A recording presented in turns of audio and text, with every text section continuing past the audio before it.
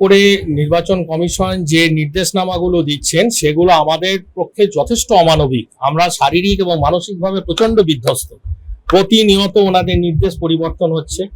দ্বিতীয়ত, আমাদের যখন নেওয়া হয়েছিল তখন কিন্তু এইভাবে জেনে নেওয়া হয়নি আমরা প্রত্যেকে কম্পিউটার সম্পর্কে অভিজ্ঞ কিনা, মানে টেকনিক্যালি স্যাভি কিনা। এখন আমাদের বলা হয়েছিল যে আপনারা ফর্মটা কালেকশন করবার পর সুপারভাইজাররা সেটা কালেক্ট করবে এবং তারা আপলোড করবে।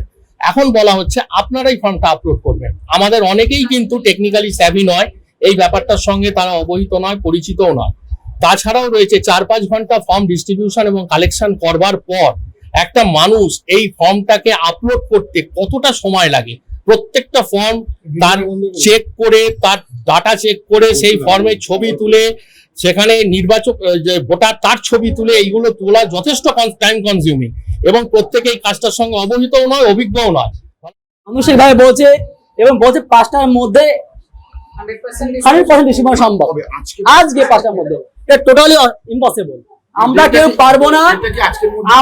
আমাদের একটাই দাবি হচ্ছে কোনো রিটেন নেই, নাম্বার 1। দ্বিতীয়ত, আমাদের ডেটা এন্ট্রি অপারেটর দিতে হবে। যদি না দেওয়া হয় এই কাজ কেউ আমরা করবো না। কোনো বিএলওর পক্ষে কাজ সম্ভব না। এটা এই আমরা স্যারকে এটাই তো বললাম, আমাদের ডাটা এন্ট্রি অপারেটর যদি করতে বলে কোনো মতে সম্ভব না। এই একটাই দাবি আছে। আমাকে বলা হলো উনি টেবিল চাপতে বলছেন। আমি বললাম আমি স্যার আমাকে তো কিছু বলতে দেবেন। বলছে না, কোনো কথা শোনা হবে না। মানস বাবু, বাবু আপনার যদি রিপোর্ট উনি 5টার মধ্যে না দেন ওনার নামে রিজেন্ট করুন। ওনাকে এসডিও অফিস, এসডিও স্যার বলছেন, এসডিও স্যার বলছেন টেবিল চাপতে বলছেন, ওনার নামে শোকজ করুন, ওনার নামে সাসপেন্ড লেটার তৈরি করুন। উনি 5টার মধ্যে আপনার আমাদের কথা যদি না শোনেন তাহলে ওনাকে শোকজ এবং সাসপেন্ড করুন।